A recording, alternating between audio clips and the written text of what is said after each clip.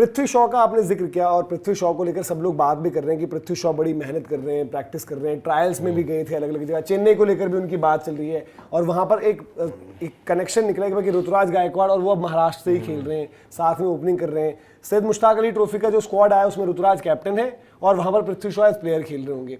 अगर वो अच्छा करते हैं, उन्होंने ट्रायल भी दिया, तो चेन्नई प्लेइंग 11 में डालेगी। और जो मुझे लगता है, जैसे आप करोगे पृथ्वी, आपको ये विश्वास है कि पृथ्वी शॉ अच्छा करेंगे, मेरे को तो है, बट मुझे दूसरी चीज ये लग रही है कि शायद पृथ्वी शॉ आपके स्क्वाड में रहेंगे, वो स्टार्टिंग 11 में नहीं रहेंगे। हाँ ये है, क्योंकि अगर आप अलग अलग टीम्स के ओपनर्स उठा लो सारे, ठीक है, ऊपर से शुरू करते हैं।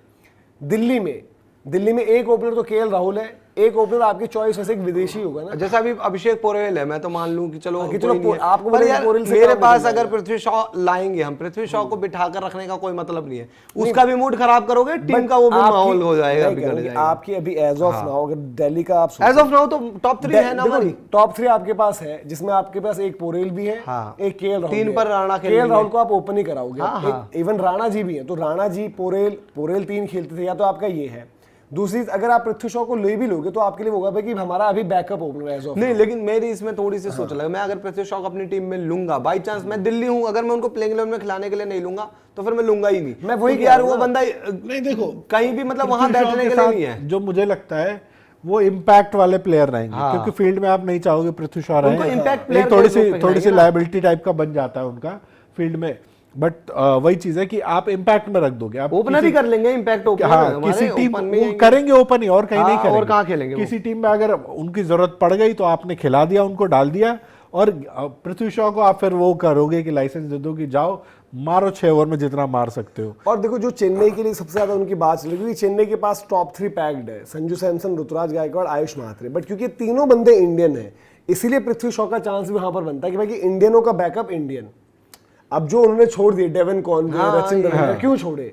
अदरवाइज उनका क्या होता था कि एक ऋतुराज, एक ओवरसीज ओपनर, पहले से इनका फॉर्म रहा है, Matthew Hayden, Michael Hussey, even बीच में एक टाइम पर ब्रेंडन मैककलम, ये आपके ड्वेन स्मिथ, ये सारे के सारे प्लेयर्स रहे। और दूसरी चीज पता है क्या है, ये भी ठीक पॉइंट है कि देखो पृथ्वी आएंगे यहाँ पर, मतलब चेन्नई में, यार देखो मात्रे का मतलब आयुष मात्रे का वैसे उस सीजन अच्छा, उसके बाद उनका साल भर में कुछ नहीं आया, और यू नेवर नो भाई, पता चला वो साल में 2 4 5 मैच स्टार्ट मात्रे से ही करेंगे, नहीं गया है अच्छे, चेन्नई टाइम देती है, कुछ सैयद मुश्ताक भी काफी हद तक डिसाइड करेगा उसमें उनकी फॉर्म क्या है।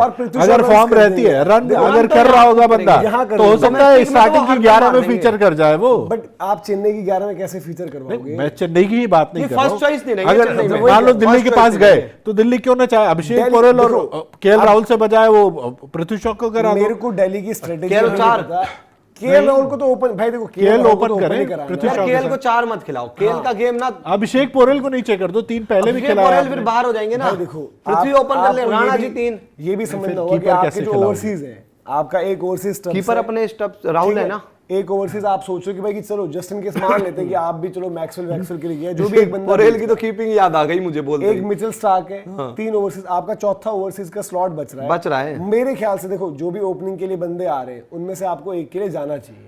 मैंने उस दिन मतलब कर रहे थे तो देखो, मैं वेंकटेश अय्यर के लिए तो मतलब मेरे को पृथ्वी शॉ से पहले वेंकटेश अय्यर चाहिए होंगे, ठीक है, इमोशनल होता है पृथ्वी शॉ ये वो, पर वेंकटेश मेरे लिए एक सेंसिबल रहेगा। 8 करोड़ 7 करोड़ 10 करोड़ तक जाएंगे क्योंकि 21 करोड़ का पर्स है। बाकी टिम साइफर्ट, मैं बाकी लोग केकेआर के लिए बात कर रहे हैं, मैं कह रहा हूं दिल्ली के लिए क्यों ना हो भाई, टिम साइफर्ट छोटा ग्राउंड, स्मिथ आ रहा है, जेमी स्मिथ आ रहा है, तो फिर तो यार वो डिफरेंट लीग है। तो मैं कह रहा हूं कि भाई देखो पृथ्वी शॉ इसलिए मुझे फिर वो नहीं फर्स्ट 11 में नहीं दिख रहे मुझे कहीं पर भी, वो अगर अभी लग रहे हैं। देखो दिल्ली की हमने बात कर ली, राजस्थान के पास भी ओपनर्स हैं, पंजाब के पास भी ओपनर्स हैं, ठीक है, 3 टीमें ऊपर की हो गई हैं, मुंबई के पास भी ओपनर्स हैं, बिल्कुल। केकेआर एक टीम हो सकती है जहां पर वो ओपन करें, बट वहां पर भी कैसे करेंगे? एक अजिंक्य रहाणे है, एक अंकुश रघुवंशी है, वो भी एक तीसरा बंदा ही देखेंगे ना कि जो आपको एक्सप्लोसिव, तो 1 2 3 में कोई एक्सप्लोसिव रहे बंदा, तो इन तीनों में तो एक्सप्लोसिव वही रहेगा यार। तो आप देखो पृथ्वी शॉ पर अगर आप इतना वो रहता भरोसा, तो पिछले साल भी अनसोल्ड नहीं जाते वो भी, बट पिछले साल और इस साल में थोड़ा सा फर्क वो चीज है कि हाँ, अभिषेक नारायण ने बड़ी उनकी बात करी है, मैं वही करूंगा, अभिषेक नारायण ने उनके बारे में बात करी है, सब कुछ करी, बट एज ऑफ नाउ मुझे वो लग रहा है कि आप स्क्वाड में रखोगे स्क्वाड वाला प्लेयर, रिजर्व वाला प्लेयर टाइप का। और देखो कोई भी और टीम एज एन इम्पैक्ट भी नहीं यूज कर पाएगी उनको, क्योंकि कोई भी आप इम्पैक्ट के लिए नीचे वाला प्लेयर ढूंढोगे, ऊपर का नहीं ढूंढोगे। केकेआर में एक चांस बन सकता है, बट प्रॉब्लम यह हो रही है कि भाई अंकुश रघुवंशी और अजिंक्य रहाणे को कहां पर खिलाओगे? केकेआर के भी अगर 4 ओवरसीज आप देखोगे तो एक उनका फास्ट बॉलर आएगा, एक उनके पास नरेन नरेन है, है। एक सपोज कैमरन ग्रीन लेकर हम चल रहे हैं, और एक उनका ओपनर आ सकता है, तो वो भी ओपनर ही जाएंगे। जब उनके पास इतना पैसा है, और अगर सपोज जेमी स्मिथ आ रहा है या बाकी कोई भी ओपनर्स है, तो क्यों नहीं उसके लिए जाएंगे यार वो। बिल्कुल। वो पिछले 2 आईपीएल एक फिल सॉल्ट का इंपैक्ट दोनों तरफ देख लो आप, केकेआर आरसीबी एक ओवरसीज ओपनर ने किया ना काम, और अगर वो भी जैसे आप जेमी स्मिथ आप चाह रहे हो, वो क्यों नहीं चाहेंगे कि भाई हम ले लेते हैं, कीपर भी मिल गया। अंकृश को बाय द वे बता दें कि मुंबई की टीम ने एज विकेट कीपर अगर उनको कुछ नहीं मिलता तो अंकृश से कीपिंग करा देंगे, बट वो भी एक चाहेंगे कि ओपनर हमें मिले। तो टीमें हैदराबाद को ओपनर नहीं चाहिए, मुंबई का हमने डिस्कस कर लिया है, चेन्नई को ओपनर नहीं चाहिए, लखनऊ के सेट हैं, गुजरात के को सेट ओपनर हैं, नहीं चाहिए, गुजरात को ओपनर कहीं पर है ही नहीं ना प्लेइंग 11 में। जगह जो जगह है वो दिल्ली और केकेआर में है। दिल्ली केकेआर में भी आप आइडियली ये चाहोगे कि एक ओवरसीज का ओपनर हो आपका, जो आपको लग रहा है कि जिस पर भी आप बैक कर रहे हो कि भाई कि हाँ ये हमें डिलीवर करके दे देगा, तो इसलिए उनका लग रहा है। बट हाँ, नंबर अगर उनका आता है तो पृथ्वी शॉ कुछ थोड़ा बहुत अच्छा करेंगे। जैसे होता है ना कभी कभार भाई नंबर मिलता है एकदम से, गलती से मिल जाएगा कभी, वो वहां पर डिलीवर करेंगे ऐसा। और सैयद मुश्ताक अली ट्रॉफी का कैंपेन उनका बहुत इंपॉर्टेंट रहेगा। नहीं ये तो है ही भाई, मतलब पृथ्वी शॉ को लेना हर कोई चाहेगा, पर ये भी फैक्ट है यार कि वो फर्स्ट मतलब चॉइस नहीं है प्लेइंग, हर कोई चाहेगा, और भी टीम क्या सोच रहे हो, हर कोई नहीं चाहेगा। नहीं हर कोई मतलब 3-4 टीम है जिनकी रिक्वायरमेंट है, 3-4 हर कोई में। चेन्नई में देखो एक ऋतुराज वाली एसोसिएशन हो गई, उनका वहां पर ट्रायल्स वगैरह, देखो ओपनर हर टीम को चाहिए भी तो नहीं ना। एक जैसे मैं ये कह रहा हूँ कि इसलिए मैंने बोला कि जहां पर आपको देखो जैसे दिल्ली का भी हो गया भाई, रख लेते ना बैकअप में, क्या दिक्कत है। केएल राहुल पंजाब लेगी पृथ्वी शॉ को, रिकी पॉन्टिंग कहेंगे लेने के लिए, वहां तो बिल्कुल नहीं है चांस उनका। देखो जैसे मैं कह रहा हूँ कि आपकी तो हो सकता है दिल्ली भी ना ले उस हिसाब से। आपके 1-2-3 के हिसाब में कौन है? केएल राहुल है, अभिषेक पोरेल है, ये सब लोग हैं ना। मैं इस पॉइंट से मैं एक विदेशी ओपनर सोच रहा हूँ कि विदेशी चाहोगे, बट क्योंकि यार पावर देखो ये इंडियन का साथ है, पावर हिटिंग में किसी में फंस जाओगे। पृथ्वी शॉ के साथ वो दिक्कत नहीं होगी ना, पावर वो अगर बंदा आपका है तो वो मार के खेलेगा, वो 150 की स्ट्राइक रेट उसकी रहती ही रहती उनका है। पहला क्या था, वो फंसते भी थे यार, पावर प्ले के बाद फंस जाते थे, पावर प्ले के बाद पावर। और सेम ये अभिषेक पोरेल का भी यही गेम है, वो भी पावर के बाद पावर खत्म उनकी, और एक ओवर पकड़ कर ठोक देंगे, बाद में फिर वही टुक टुक टुक और 4 कैच अलग छूटेंगे।